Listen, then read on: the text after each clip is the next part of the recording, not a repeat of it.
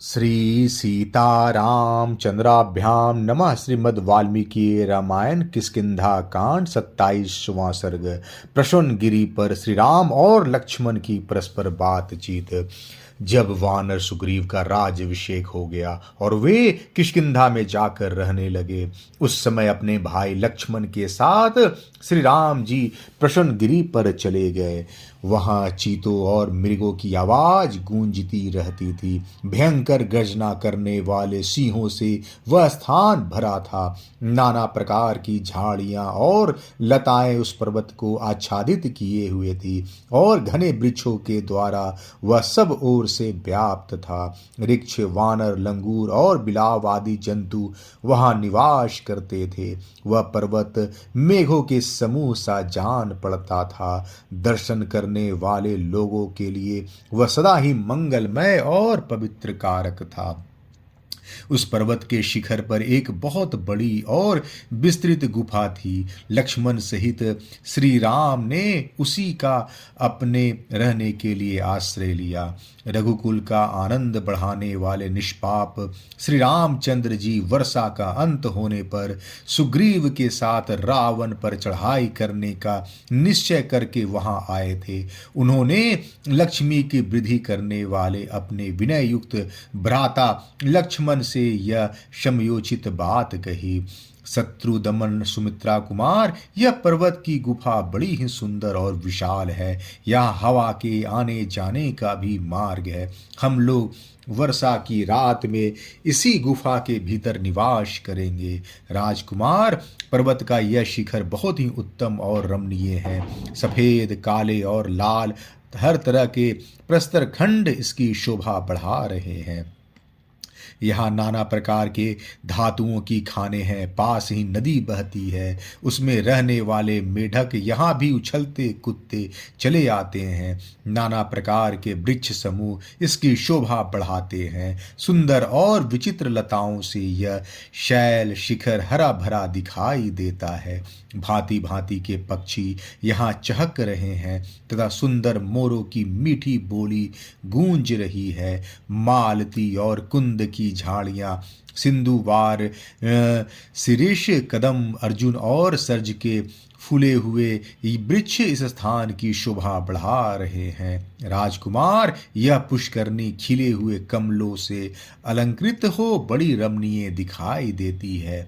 यह हम लोगों की गुफा से अधिक दूर नहीं होगी। सौम्य यहाँ का स्थान ईशान कोण की ओर से नीचा है, अतः यहाँ यह गुफा हमारे निवास के लिए बहुत अच्छी रहेगी। पश्चिम दक्षिण की कोण की ओर झुकी ऊंची यह गुफा हवा और वर्षा से बचाने के लिए अच्छी होगी। सुमित्रानंदन, इस गुफा के द्वार पर समतल शिला है, जो बाहर बैठने के लिए सुविधाजनक होने के कारण सुखदायिनी है। यहाँ लंबी चौड़ी होने के साथ ही खान से काट कर निकाले हुए कोयलों की राशि के समान काली है। तात देखो, यह सुंदर पर्वत शिखर उत्तर की ओर कटे हुए कोयलों की राशि तथा घुमड़े हुए मेघों के घटा के समान काला दिखाई देता है। इसी तरह दक्षिण दिशा में भी इसका जो शिखर है वह श्वेत वस्त्र और कैलाश श्रृंग के समान श्वेत दिखाई देता है। नाना प्रकार की धातुएं उसकी शोभा बढ़ाती है। वह देखो, इस गुफा के दूसरी ओर त्रिकुट पर्वत के समीप बहने वाली मंदाकिनी के समान तुंग भद्रा नदी बह रही है। उसकी धारा पश्चिम से पूर्व की ओर जा रही है। उसमें कीचड़ का नाम भी नहीं है। चंदन, तिलक, शाल, तमाल, अति मुक्त, पदक, शरल और शोक आदि नाना प्रकार के वृक्षों से उस नदी की कैसी शोभा हो रही है। जलबेत, तिमिद, बकुल, केतक, हिंताल, तिनिश, नीप, स्थलबेत, कृतमाल, अमित, अमिलताश आदि भांतियाँ तीखे तटवर्ती वृक्षों से जहाँ तहाँ सुशोभित हुई यह नदी वस्त्राभूषणों से विभूषित श्रृंगार सज्जित युवती स्त्री के समान जान पड़ती है। सैकड़ों पक्षी समूहों से संयुक्त हुई यह नदी उनके नाना प्रकार के कलरवों से गूंजती रहती है। परस्पर अनुरक्त हुए चक्रवाक इस सरिता की शोभा बढ़ाते हैं। अत्यंत रमणीय तटों से अलंकृत, नाना प्रकार के रत्नों से संपन्न तथा हंस और सारसों से सेवित यह नदी अपनी हास्य छटा बिखेरती हुई सी जान पड़ती है।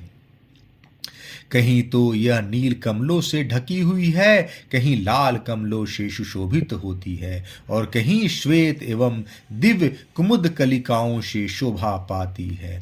सैकड़ों जल पक्षियों से सेवित तथा मोर एवं क्रौंच के कलरवों से मुखरित हुई यह सौम्य बड़ी नदी बड़ी रमणीय प्रतीत होती है। मुनियों के समुदाय इसके जल का सेवन करते हैं। वह देखो, अर्जुन और चंदन वृक्षों की पंक्तियां कितनी सुंदर दिखाई देती है। मालूम होता है कि ये मन के संकल्प के साथ ही प्रकट हो गई है। शत्रुसूदन सुमित्रा कुमार, यह स्थान अत्यंत रमणीय और अद्भुत है। यहाँ हम लोगों का मन खूब लगेगा, अतः यहीं रहना ठीक होगा। राजकुमार, विचित्र काननों से सुशोभित सुग्रीव की रमणीय किष्किंधापुरी भी यहाँ से अधिक दूर नहीं होगी। विजयी वीरों में श्रेष्ठ लक्ष्मण मृदंग की मधुर ध्वनि के साथ गरजते हुए वानरों के गीत और वाद का गंभीर घोष यहाँ से सुनाई देता है। निश्चय ही कपिश्रेष्ठ सुग्रीव अपनी पत्नी को पाकर, राज्य को हस्तगत करके और बड़ी भारी लक्ष्मी का अधिकार प्राप्त करके सुहदों के साथ आनंद उत्सव मना रहे हैं। ऐसा कहकर श्री रामचंद्र जी लक्ष्मण के साथ उस प्रसवन पर्वत पर, जहां बहुत सी कंदराओं और कुंजों के दर्शन होते थे, निवास करने लगे। यद्यपि उस पर्वत पर परम सुख प्रदान करने वाले बहुत से फल फूल आदि आवश्यक पदार्थ थे, तथापि राक्षस द्वारा हरी गई प्राणों से भी बढ़कर आदरणीय सीता का स्मरण करते हुए भगवान श्री राम को वहां तनिक भी सुख नहीं मिलता था। विशेषतः उद्याचल पर उदित हुए चंद्रदेव का दर्शन करके रात में शैया पर लेट जाने पर भी उन्हें नींद नहीं आती थी। सीता के वियोग जनित शोक से आंसू बहाते हुए वे अचेत हो जाते थे। श्री राम को निरंतर शोक मग्न रहकर चिंता करते देख उनके दुख में समान रूप से भाग लेने वाले भाई लक्ष्मण ने उनसे विनय पूर्वक कहा, वीर, इस प्रकार व्यथित होने से कोई लाभ नहीं है, अतः आपको शोक नहीं करना चाहिए, क्योंकि शोक करने वाले पुरुष के सभी मनोरथ नष्ट हो जाते हैं। यह बात आपसे छिपी नहीं है। रघुनंदन, आप जगत में कर्मठ वीर तथा देवताओं का समादर करने वाले हैं, आस्तिक, धर्मात्मा और उद्योगी हैं। यदि आप शोकवश उधम छोड़ बैठते हैं तो पराक्रम के स्थान स्वरूप सम्रांगन में कुटिल कर्म करने वाले उस शत्रु का जो विशेषतर राक्षस है, वध करने में समर्थ न हो सकेंगे। अतः आप अपने शोक को जड़ से उखाड़ फेंकिए और उद्योग के विचार को सुस्थिर कीजिए, तभी आप परिवार सहित उस राक्षस का विनाश कर सकते हैं। काकुतस्थ, आप तो समुद्र, वन और पर्वतों सहित समूची पृथ्वी को भी उलट सकते हैं। फिर उस रावण का संहार करना आपके लिए कौन बड़ी बात है। यह वर्षा काल आ गया है, अब शरद ऋतु की प्रतीक्षा कीजिए, फिर राज और सेना सहित रावण का वध कीजिए। जैसे राख में छिपी हुई आग को हवन काल में आहुतियों द्वारा प्रज्वलित किया जाता है, उसी प्रकार मैं आपके सोए हुए पराक्रम को जगा रहा हूँ, भूले हुए बल विक्रम की याद दिला रहा हूँ। लक्ष्मण के इस शुभ एवं हितकर वचन की सराहना करके श्री रघुनाथ जी ने अपने स्नेही सुहृद सुमित्रा कुमार से इस प्रकार कहा, लक्ष्मण, अनुरागी, स्नेही, हितैषी और सत्य पराक्रमी वीर को जैसी बात करनी चाहिए वैसे ही तुमने कही है। लो, अब सब तरह के काम बिगाड़ने वाले शोक को मैंने त्याग दिया। अब मैं पराक्रम विषयक दुर्धर्ष तेज को प्रोत्साहित करता हूँ, बढ़ाता हूँ। तुम्हारी बात मान लेता हूँ। सुग्रीव के प्रसन्न होकर सहायता करने और नदियों के जल के स्वच्छ होने की बाट देखता हूँ, और मैं शरतकाल की प्रतीक्षा करूँगा। जो वीर पुरुष किसी के उपकार से उपकृत होता है वह प्रत्युपकार करके उसका बदला अवश्य चुकाता है, किंतु यदि कोई उपकार को ना मानकर या भुलाकर प्रत्युपकार से मुंह मोड़ लेता है तो वह शक्तिशाली श्रेष्ठ पुरुषों के मन को ठेस पहुंचाता है। श्री रामचंद्र जी के उस कथन को ही युक्ति युक्त मानकर लक्ष्मण ने उसकी भूरी भूरी प्रशंसा की और दोनों हाथ जोड़कर अपने शुभ दृष्टि का परिचय देते हुए वे नैनाभिराम श्री राम से इस प्रकार बोले, नरेश्वर, जैसा कि आपने कहा है, वानर राज सुग्रीव शीघ्र ही आपका यह सारा मनोरथ सिद्ध करेंगे।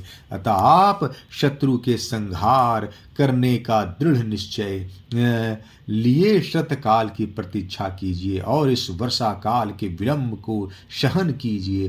क्रोध को काबू में रखकर शतकाल की राह देखिए। बरसात के 4 महीनों तक जो भी कष्ट हो उसे सहन कीजिए और शत्रु वध में समर्थ होने पर भी इस वर्षा काल को व्यतीत करते हुए मेरे साथ इस सिंह सेवित पर्वत पर निवास कीजिए। किष्किंधा कांड 27वां सर्ग समाप्त।